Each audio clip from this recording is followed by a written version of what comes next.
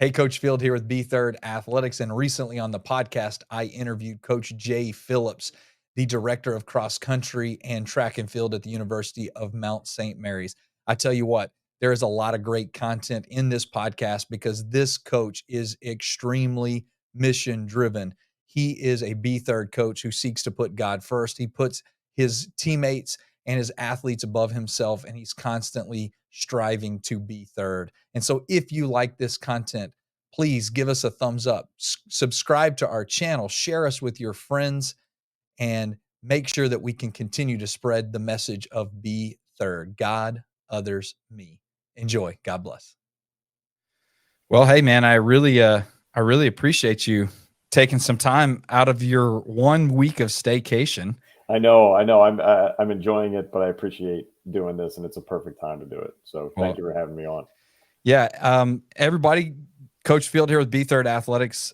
This is a new friend of mine, but actually a closer friend to my brother. He is the head coach at Mount St. Mary's for track and field, Jay Phillips. And Jay, we're just going to start today, and I'm going to let you introduce yourself, mainly because outside of our really good hour conversation we had the other day, I'm just getting to know you a little bit more too. So tell us a little bit about yourself, your passion for track, and how you became the head track and field coach for both men and women. Is that correct? Men and women. Yep. At the Mount in Maryland. So fire away. Yeah. So, track and football in high school. Had a gift for track over football and went that route into college as a walk-on. Mount St. Mary's graduate. Saw the Mount first time I saw it. Knew this is where I wanted to go to college. Just needed to get in. Just needed the coach to let me on the team, and thoroughly enjoyed it. And then later on in my career, my degrees are in theology and philosophy, and I always kind of figured I'd be a high school religion teacher and high school coach. So that was kind of my thinking when I was 19. And as I got later into my college career, the head coach was going to retire in a couple of years, and his associate head coach was going to take his position. And he asked me, he's like, "Have you ever thought about coaching in college?" And I said, "No, but yes, I will right now." Right. So instead of being a high school religion teacher, track coach, I became a college track coach, part-time assistant, full-time assistant, associate head coach. And then now when you have 120 to 130 athletes on your team, suddenly become a director of cross-country track and field. And so, and then for a long time, I taught in undergraduate theology. I still teach ethics in sport and sometimes theology as well, on the college side. And it's been an absolute dream, being a part of a program for so long. At B3rd Athletics, our goal is to kind of speak to three audiences. We want to address, most importantly, the athlete. I know there's a ton of athletes that, aim to want to be coached on your level. They aspire to be in the college game. And then obviously there's a ton of coaches out there. And our goal for them is to just really understand that God is asking them to have a huge impact on whoever they coach, wherever they coach. That could be youth, little leagues. I think sometimes we undervalue the impression that we're making at that age group. And then all the way up, even pros. I mean, I know it's a business. College is a business. Pros is a business. But I still think our call as Christians is to have a positive impact, really, no matter what we're doing, especially when we're in an area of leadership. So let's talk about athletes and in your experience, because this is one of the questions I like to ask all college coaches, because at the end of the day, I think athletes are craving to know from y'all. I've spent my whole career as a high school coach, and I can tell them till they're blue in their face. Anytime I had a great practice, it was usually because a college coach was visiting us in the gym, and like the intensity just went up. And so what is it that makes a track kid stand out? And maybe talk about a little bit of the uniqueness of your sport. I know that I'm not a huge track and field guru. The recruiting aspect may be totally different, but when we did prepare and talk on the phone, you said, you are a big intangibles guy. You like to kind of dig in and make sure you're getting the right fit for y'all's culture. So how does a kid stand out for you in the recruiting process? Yeah, I mean, talent always is, a clear initial indicator. And in track and field, your performances are laid bare. Your consistency or not is laid bare. I mean, the marks are what the marks are. And so that's an initial sort of data point for any coach. And some coaches stop right there. I don't think that's smart, but for me, like, I'm looking for a specific set of values, in some sense, independent of that talent piece. So I'm looking for selflessness. I'm looking for courage, endurance, focus, integrity, resilience, and a commitment to excellence as a process. And so I have this grid. And so as I'm getting to know a recruit, I'm filing notes on those type of values, because those types of values are going to help this program be successful. And not everyone can be, not most people are not phenomenal at all of those values. Right. It's a long list. It's 7. But can you stand out in a couple of them? Right. And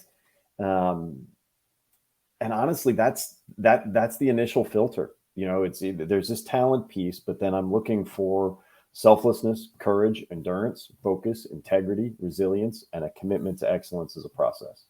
Well, what does your process look like in trying to discover those things without giving away too many of your secrets? No. But I mean, it's great. It's great. Those are such great intangibles and characteristics that we want to see in young men and young women. But some people might make the argument that, wow, those are pretty hard things to measure at times. And so as you're trying to get to know somebody it's almost like dating, like you're going to get on the phone, you're going to talk, you're going to ask questions, but like, how are you getting to know if they're truly selfless? I mean, how far are you digging to kind of pull that out? Well, there are certain things that are indicators, right? Because I'm also talking to 17-year-olds, right? And we all think back to when we were 17. It's not like we had it all figured out. I mean, we don't have it all for sure did right not now, right? Yeah. But so a couple questions and I have a list of questions that I work through, and it's very natural, and it's not like I have a list and I'm sort of checking it down, but and in the throughout the dozen conversations we have, usually I approach a conversation, I have 2 or 3 questions in mind. Mm-hmm. A couple of my favorites would be, and once you have a decent relationship with a recruit, one of my favorite questions is, okay, you're entering your senior year in high school. If you could go back in time and meet yourself as an incoming freshman in high school, what's one piece of advice you'd give yourself? Like, what's something now that you wish you knew when you were a freshman in high school? And their answer to that, no matter what it is, shows me so much. Are they reflective on their 4 years? Have they learned something? What did they learn? And it's most important to me that they're actually reflective on it, and it's most important to me that they can indicate something that they've learned. Ironically enough, most pieces of advice that they would give themselves as incoming freshmen are also advice that you'd want to give yourself as an incoming freshman in college. Yeah. And some wish, I wish I trusted myself better, my abilities, and I wish I went after it. Some was, some can be like, I thought every single competition I'd just get better. And so it was really hard earlier in my career when I didn't run a personal best. Mm-hmm. And now I know that, my words, not theirs typically, but progress isn't always linear. Right. And so I'm looking for, are they reflective? Have they learned anything? And there are much more common ones, so give me an example of when you failed, when you made a mistake. How did you respond to that? And then were you happy with how you responded to it? Plenty of us make mistakes, and sometimes when we make a mistake, we respond great, but also we make mistakes plenty. And when we reflect, we're not really happy on how we responded to making that mistake. Right. So it's less about giving me the perfect answer and more like, hey, I responded this way and I was happy with it. I responded that way and I wasn't happy with it. I wish I responded this. And so open-ended questions that let them tell their story, that get at at some of these values. When do you normally start the recruiting process? Like, are you mostly focused sophomore year up? Do you wait till they're juniors or seniors in track and field? Like, what's the recruiting process look like for a high school track student? And when are you first reaching out? Yeah, so if you're sort of Power Five elite level, it starts much earlier than kind of we typically start. Mhm. We'll passively interact with parents and students as juniors, but usually after their junior year is when we start hitting it hard. Um, for our recruits, usually their junior year performances are their main indicators for Hmm. college. Usually they're going to make decisions before they Senior get year. before their senior year. Yeah. And in track, there can be such a variety of ups and downs based on performances. It's not always the case that you're great or poor as a sophomore, and that's indicative of what you're going to be like as a senior. So for us, it um, early data isn't always accurate data. Hmm. Okay, that makes sense. I do have a curious question, and this is not fully on topic, but it popped into my head, so I'm going to ask it. Being from the South, and I would probably ask this question in reverse if I was from the North. What do y'all do in the winter months? Is it mostly indoor work? Or are you running outside in the snow? It depends on the events, and it depends on the university's facilities. So Okay, for us, like all of our speed power stuff, we can do inside, and we do inside. right. But our distance runners, I mean, a northern distance runner will say, there's no bad weather, there's just not appropriate clothing. Okay. And, Show up and prepared. there's and there is some level of truth to that. But even for our sprinters, if they're doing interval work, as long as it's not dangerously cold, as long as we can still get the workout in, we'll warm up inside, head down to the track, get the workout in, and head back up. It's also track practices, at least running portions. Unless you're a distance runner, there are a lot of workouts you can do that don't take a ton of time. Okay. Okay. So you're not. It's not like you're standing out. It's not like you're outside for 3 hours. Sure. What does it take to be successful at y'all's level? For a young man or young woman who is an aspiring track athlete and wants to succeed at a place like the Mount or at y'all's level, what does it take to be successful once you get there? So it's much easier to say than it is to do, because there are lots of peaks and valleys in any athletic career. Um, I would say the two things are a deep desire to improve. Like you're doing this in part because you want to see how fast you can run, you Mm, want to see how high or far you can jump, and you want to see how far you can throw. And that deep desire can go a long way in carrying you through poor seasons or poor results or challenges or injuries. You got 4, maybe 5 years if you're lucky, and just hold on to that deep desire to improve. The second thing is have a deep desire to grow as a human person.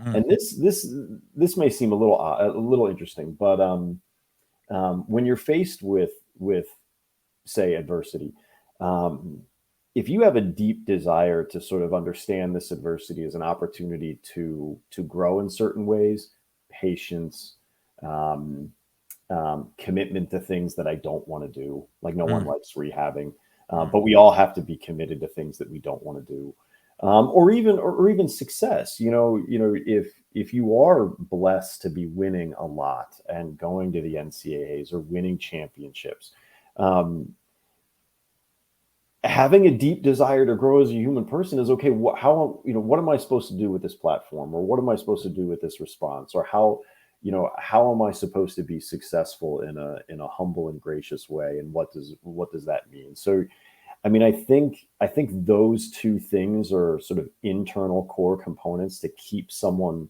motivated and successful, and finding ways to cultivate that is huge. The final piece, be able to do those two things in an incredibly diverse community. Like mm. most teams are, you have introverts, extroverts, um, energy givers, people that are tough as nails, people that are really empathetic. People that are not so empathetic. People that are not so empathetic. Yeah, Yeah. Obviously plenty of socioeconomic, Yeah. racial, religious, political backgrounds, and but everyone can have a deep desire to improve, and everyone can have a deep desire to grow as a human person. Yeah. And those things, I think, they let your physical genetic talent sort of reach its potential. It's so interesting that you would say have that deep desire to grow, um, because I've found it interesting as of late that most people that struggle with that are into adulthood. You Mm-hmm. know, like as athletes growing up, I mean, we're talking about specifically with our athletes on campus this week, trying to kick off the school year right, and we're making a plea to them about being coachable, and we're going through 5 characteristics of what it means to be coachable. We're using the Gospel of Matthew where Jesus is walking on water and Peter goes out on the water with them, and we're kind of reflecting on how at times Peter was coachable, at times he wasn't. Um, but what's interesting in preparing for that, and why I think it's so important that you said it, is because if you can keep that characteristic that playing sports teaches you, like make an invitation to your coach and desire to be coached by them, if that can translate to the rest of your life, Yep. especially into your relationship with God, because we all know if Jesus Christ is going to be our head coach, that's an invitation we've got to make on a daily basis. And so, I mean, I think it's amazing that you're searching for those things and that you would push athletes to say, "Hey, this is going to be a key characteristic in you having success," because then if they adopt that's the same characteristics that's going to have you be successful in wherever God calls you in that next step. Yep. And I think you're dead on. And I think in college in particular, it's this transition between young adulthood in high school and Mhm. adulthood post college, and It's a gap. well, and it is, and it's so um, we do have some athletes at times that have such special relationships with high school coaches Mhm. that they get to college and some things are done differently, or some things don't have the immediate success that they're expecting, and it takes another leap of trust that um, to grow from this, to be able to grow in this different setting. Mhm. And one of the things, and even when we have athletes that go and compete beyond, we had one athlete years ago. Um, he made a couple of USATF championships and Mm. Olympic trials in the decathlon. And one of the things he asked us when he left is, I've been here 5 or 6 years at that point. How do I get coached by someone new? Mm. And our response to him was, look, there are many, many ways to get better, many ways to get better. Yeah. And we know what we're doing, but your new coach knows what they're doing too. Sure. And sometimes getting a different perspective and getting a different coach that knows what they're doing is exactly what you need. So there's just not one way to Mm. do it. Um, and so that, but then, because again, when you transition, to your point, when you transition out of college, you're going to be asked to grow in a job. You're going to be asked Yeah. to grow by, your spouse is going to ask you to grow. Yep. Your kids in their own way are going to ask you to Yep. grow. And yes, like your God, right? Jesus, he's going to ask you to grow. Mhm. And so being able to grow in the direction that these other people are needing you to grow in is a huge skill set to be able to hold on to. I think even more importantly too, when you get to that job phase, and that's the hardest thing for athletes. You don't want to. I always tell young people, I don't want to be in your Rudy story where I'm telling you can't do it. I just want you to see long term that eventually God's going to call you to something different, because the Mhm. body's only going to hold up so long. And I think what's interesting in the work world, why we have the freedoms that we do in America, and you could just leave the job. Like if you just can't stand your boss, you can't get along, and you need to leave, sometimes it's better that you just do that. But more often than not in the work world, you don't always get to choose who you're going to be coached Yeah. by. Yeah. And so just learning to go through that adjustment process and say, you know what? Okay, you're not necessarily my cup of tea, but I'm going to come in here with the right attitude and say, all right, what good can I find of this? How is it going to help me grow?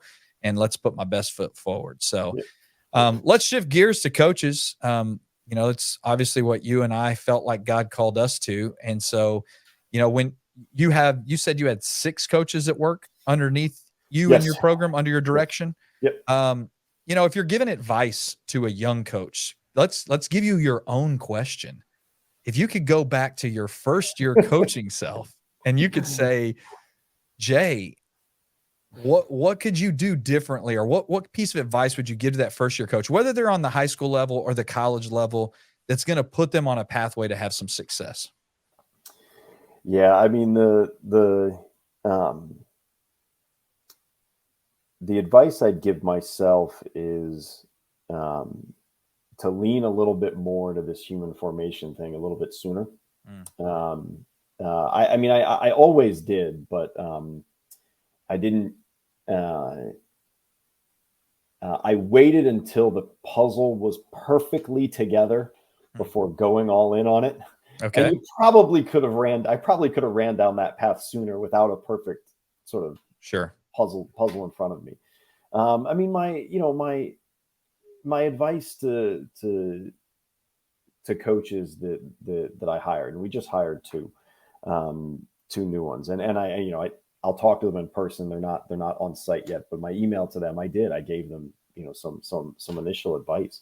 On the one side, if you're going to coach in college and high school as well, like there is a practical, be ready to grind. That's sort of, that's just comes with the territory. But be ready to grind on the learning side of things as well. Can you learn is one of the most important factors I look at when I hire a coach. Does it need to be your show, or can you bring your unique gifts and talents that I might not have? Learn who we are as a program and where your gifts and talents can make that who better, right? Because I can't do this alone, and I have a certain set of gifts and talents that are different from yours. But if we all have a clear sense in terms of who we want this program to be, then leverage your gifts and talents to making that program the best that we're trying to be. And the best coaches I've worked with, they find out how to do that without necessarily getting specific directions from me. So there'll be plenty of times where I give specific directions, but the best coaches that I've worked with, they'll find weak spots in who we want to be as a program on their own. And they'll fill their gifts and talents to elevate those weak spots in the program, or they'll see some strengths of the program and they know their strengths line up with that. So they push that strength even better. But once you know who your program is, that you're working for, and hopefully you like that program, you like that culture, right? And you know your gifts and talents, then you try to be authentically yourself, plugged into a puzzle piece that's creating sort of a beautiful masterpiece that isn't centered around you. It's centered around sort of the who of a program, and then you make it better. And for a young coach, it's a lot of listening and learning. And if you do that for 3-6 months, things are going to click. And if you do that for the rest of your career, you'll just keep finding ways to make a program better. Yeah. So you talked about, one of the things you would do differently is you would get to this human development piece a little bit quicker. So tell us about that. What is it that you try to do specifically? How do you incorporate your faith? I know that you're a strong man of faith. How do you see that play into what you're doing on a daily basis? Yeah. So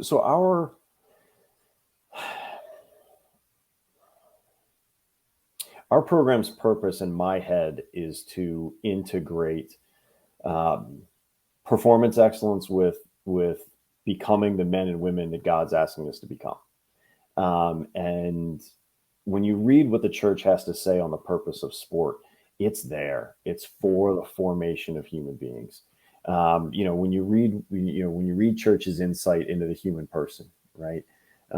Body, mind, spirit, will, intellect, right? You have all of these things that you can integrate in terms of trying to become the person God's asking you to be, with trying to run as fast, jump as high and far, or throw as far as you can.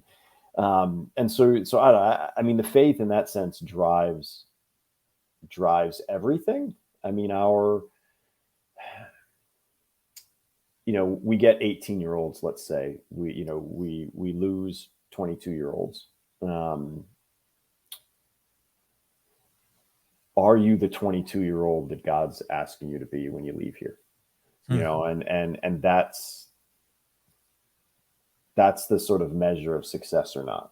And have we set you up so that you can be the 30-year-old God's asking you to be, and the 35-year-old, and the 40-year-old? Now the interesting part is we have the great joy of being able to do that through a commitment to track and field excellence, right? I mean, Sure. I'll in our team talks and our discussions and things like that, like I'll use scripture, but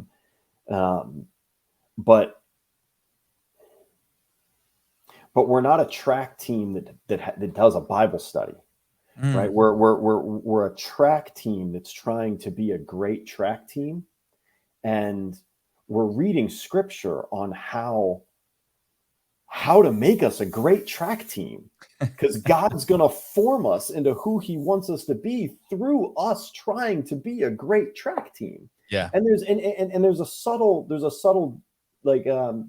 difference to that. And I think as a coach, as someone who wants to unite performance and human formation, understanding that subtle sort of distinction is huge. If I don't have someone that deeply desires to run fast, or to throw far, or to jump high and far, I can't use track to help them become the person God wants them to be. So if they're just the kind of out there going through the motions, that's not going to work either. I mean, the line that I love that you said, we're not a track team just doing a Bible study. Mm-hmm. Can you break that open for me a little bit? Yeah. I mean, because I love that. I think so many coaches, right? They see them in two compartments. Mm-hmm. It's like, oh, I coach football, or I coach basketball, or volleyball, or name the sport, and I'm Christian. And so, because maybe, I mean, you're blessed to be at a Catholic university, I work at a Christian school, Bible school. We have the freedom to do that. Mm-hmm. But like, break that open to where, how do you specifically make it a part of just the everyday life? So it's not like, oh, we just do this every now and then. It's a part of our culture and what we do and how we train. So the having the right picture is the start. So a lot of coaches do this. If you put oil and water in a cup, they separate, and that's the track team that does a Bible study. And so if you were a biology club and you had biology majors, and then you read the Gospel of Luke together as biology majors, there would be great stuff in reading the gospel together as a biology club, but no one would say you've integrated biology and the Gospel of Luke. And so as a track team, just having, say, a team Bible study doesn't mean we're integrating track and field excellence with the gospel. It means we're a track team that has a Bible study. And so anything we do from a faith formation standpoint, it's oriented toward becoming an excellent track team. And then anything we do that's oriented toward becoming an excellent track team, we orient it also toward forming you into a better human being according to those values that I said above. And selflessness and integrity are the ones that sort of anchor it toward the good. Like, you can be pretty resilient and be a pretty evil human being, right? But if you're selfless and a man of integrity or a woman of integrity, then your resilience is oriented toward the good. How quickly do your athletes know this? I mean, is this something you talk about in the recruiting process? At various levels, based on how deep that recruit wants to go or can go at the time. Yeah. And And then from the moment they get on campus as Yeah. a freshman, yeah, I mean, they know it's there. It's there. It's a part of the culture. We live it. We breathe it. It's in all our team dinners. We have 5 or 6 team meetings where we talk about this stuff. One of my and two quick examples. One practice example and one sort of, I'll say, faith formation example. A practice example. So our first, I coach the sprinters. So our first hard running workout of the year, let's say it's 4 300s, and I give everybody a target time based on their height, based on their performances, and usually there's a group of freshmen that are scared because this is the first time you get to show off in front of the upperclassmen, so they're a little scared and timid on the first rep or two to hit their target time, and so they're back a little bit. And then on the fourth one, they blow it away and kill everybody. And they just beat everybody by 15 meters.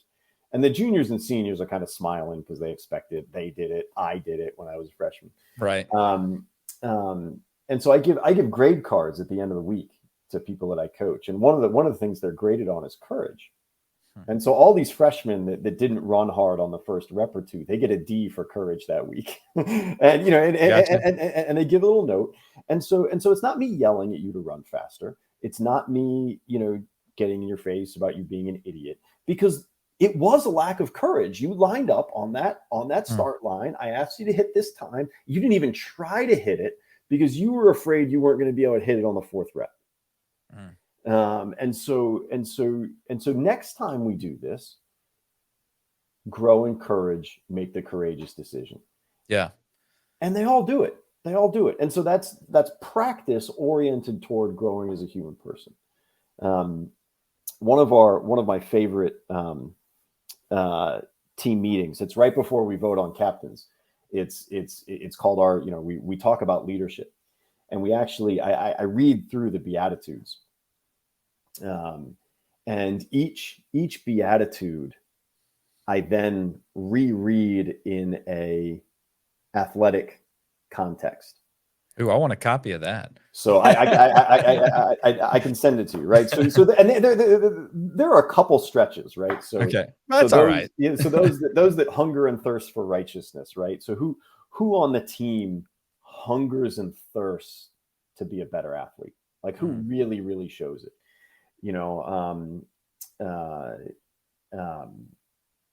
The meek or the poor in spirit, who humbly does exactly what they're asked to do. And we go through this list, and I ask them to put 1 or 2 names of teammates down that live out each of these athletic beatitudes. So our leadership talk, it has a little, it's dynamic. It's not necessarily just me lecturing. Yeah.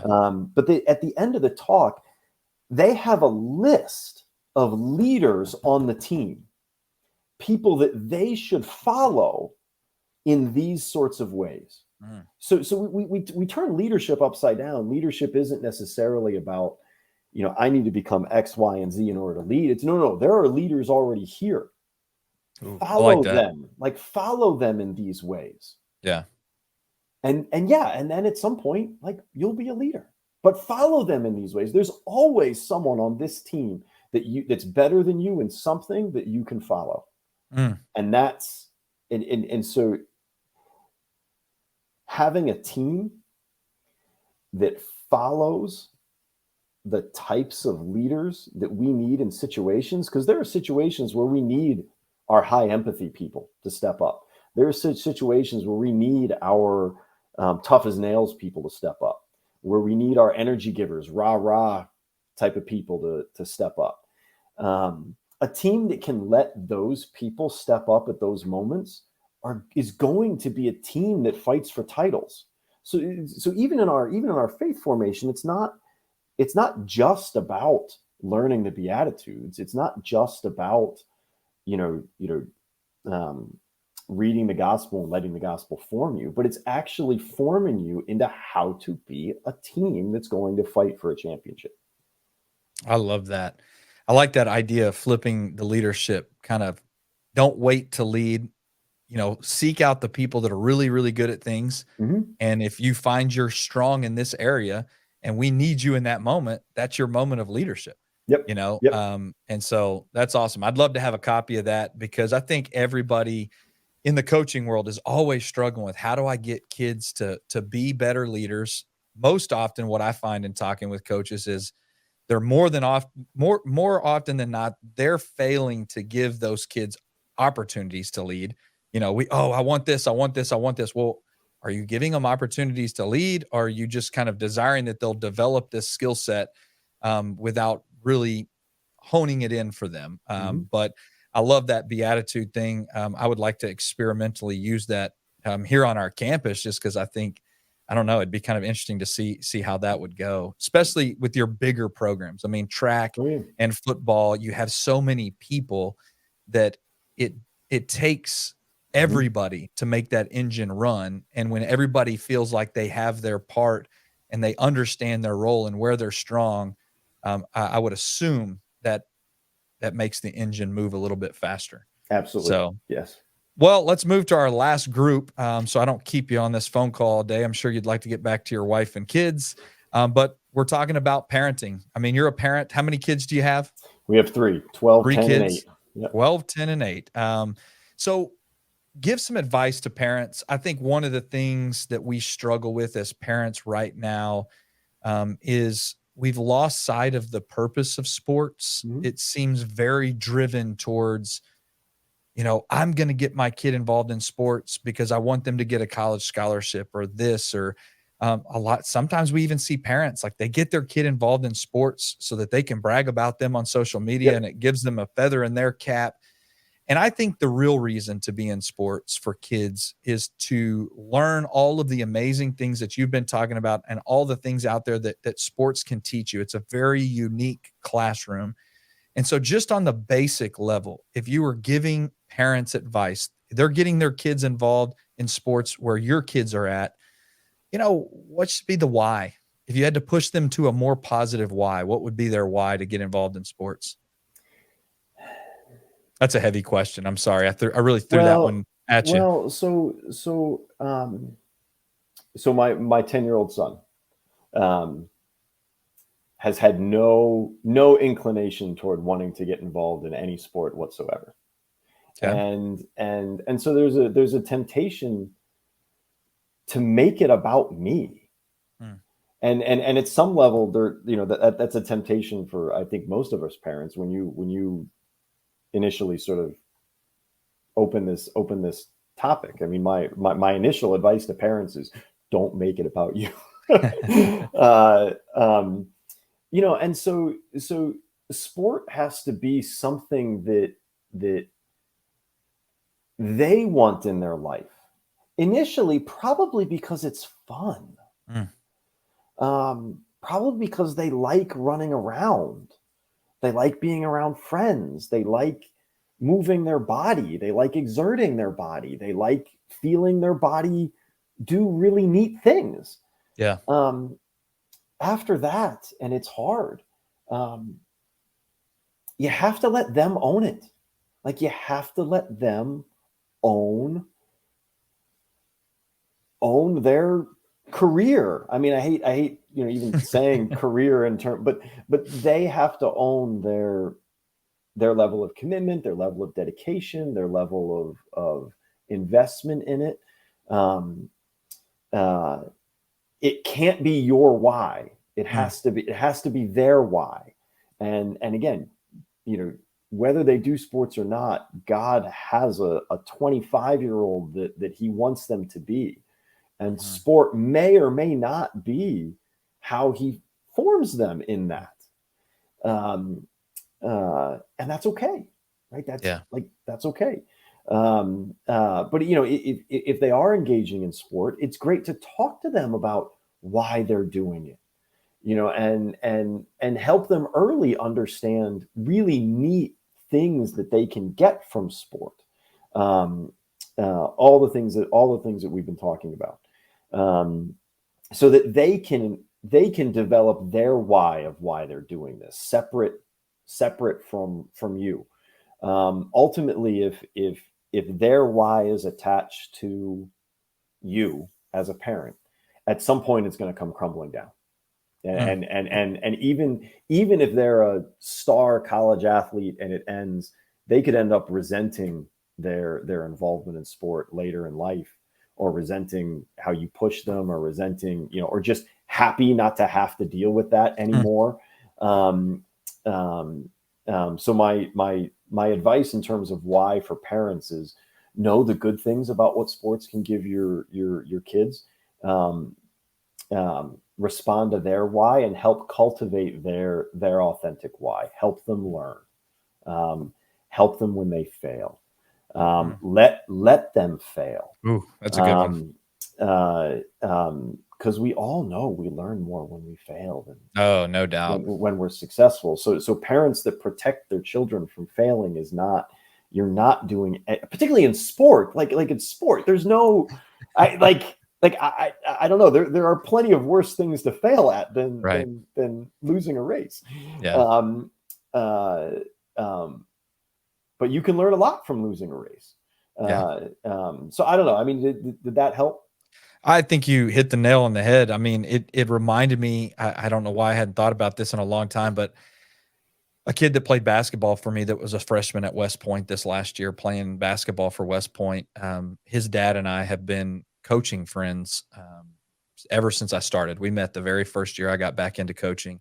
And I remember Ben Perkins is the guy's name, and Chance is his son. And when I inherited Chance as a sophomore, he was so good. I mean, granted, his dad was a McDonald's All-American. And so in my head, I thought, Chance must have been dribbling a basketball and doing this since he was such a young age. And my son Titus, who's now 9, at the time when I asked this question, he was probably 6 years old. And I'm thinking, I remember going up to Ben in the gym and I'm like, Ben, Titus is behind. I know he is. Like, he's behind. Like, how long's Chance been playing basketball? And he's like, Chance? Basketball? And he's like, Chance started playing basketball at like 12. He's like, most of his life, he didn't want this. And I thought the real mature statement that you reminded me of that Ben said was, I never wanted Chance to choose basketball because basketball was my thing. If he wanted to play basketball, I wanted it to be his thing. And once upon a time, he comes along, he says, hey, Dad, I think I want to try basketball. And he said, so I put him in like a little league and we tried it and he liked it. At that moment, he comes back to me and he's like, hey, Dad, I think I really want to be good. And he said, then it was that at that moment, I set him down and I said, okay, this is what it takes to be good. You're going to have to put in this kind of work. This is what it looks like. Is this sure you what you want? This is what you want to do.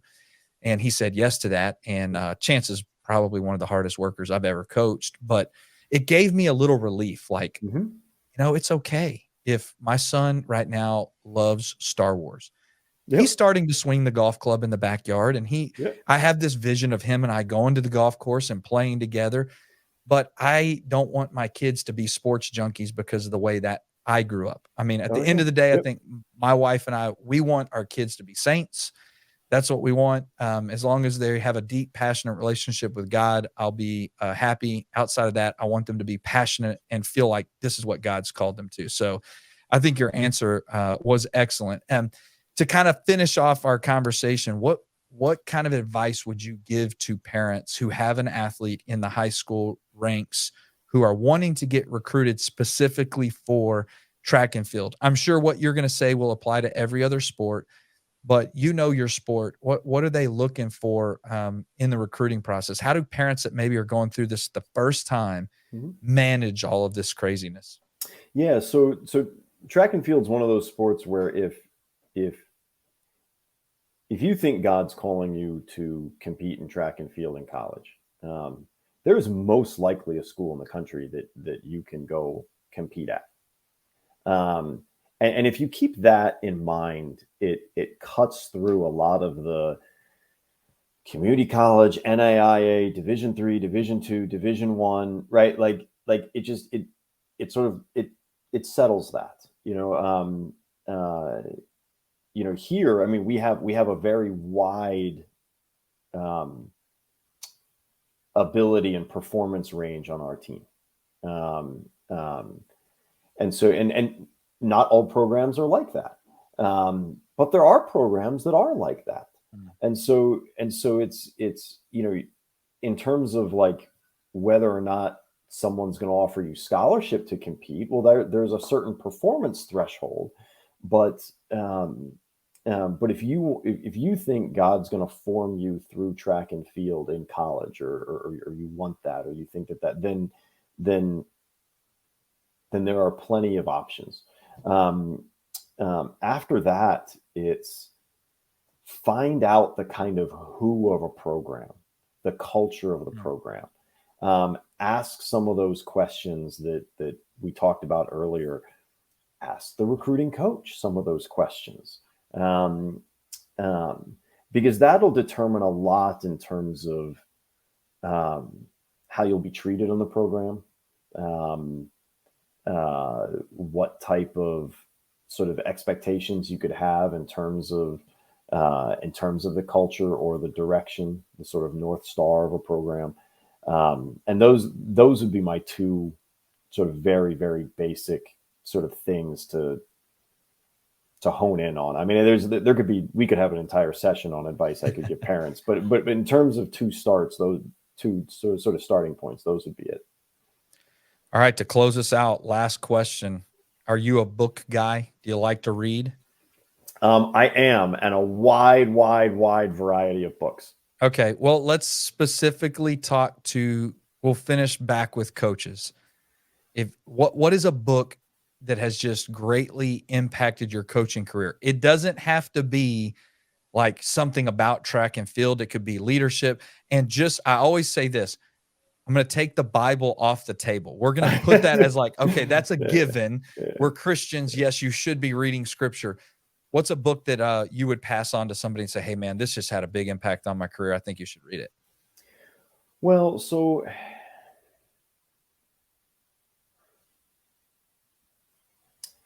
Alexander Havard's Virtuous Leadership is a good read. All right.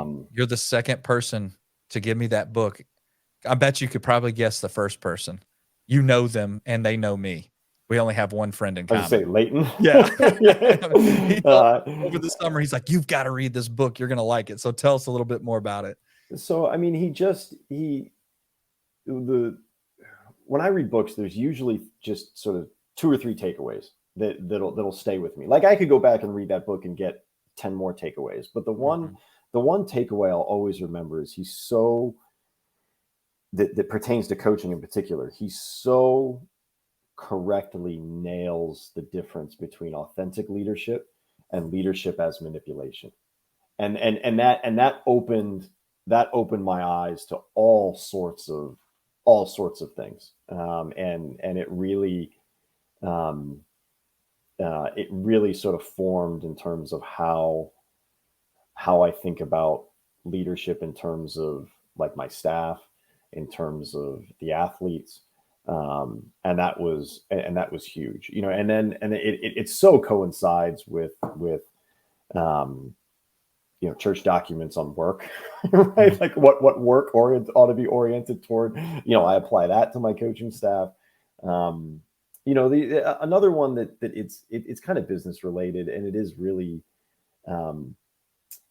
it's something I needed as I was a younger coach, suddenly having a 6-person staff. Crucial conversations, sort of an ability to how do you recognize sort of a normal conversation from, something pings. It's like, oh, like this could be an important one. And the little tactics and strategies in terms of how to manage those conversations and both be authentically true, leading with love and support, leading with what's best. and also, sort of getting to the sort of crux of any potential, disagreement or tense point. Who wrote the second one you suggested? So I can try to Ooh, find a link. I'll find it ooh, either way, yeah, but yeah, I'll try to include links to both of those books in the YouTube post. So, got 2 new books to read. Sounds like I'm going to be busy, but and this both this are right up my both are easy and quick. both are in my wheelhouse. I love reading about leadership and trying to find new ways to grow and get better. So, Jay, I appreciate you, man. Thank you for giving us some of your time. We'll be continuing to pray for you and your family, and obviously a great track season upcoming this next year. And you got any closing thoughts for us? No, I really appreciate you. I appreciate this opportunity. Thank you. Great conversation, and good luck. And you guys will be in my prayers too. All right. Stay in touch. God Thank you. bless. Yep. Hey, thanks for watching our podcast today with Coach Jay Phillips, the director of cross country and track and field at the University of Mount St. Mary's. Please subscribe to our channel, share with your friends so that we can continue our effort to glorify God through sports. At B3rd Athletics, it's real simple. It's all about putting God first, putting our teammates above ourselves, and constantly seeking and striving to be third. Thanks. God bless.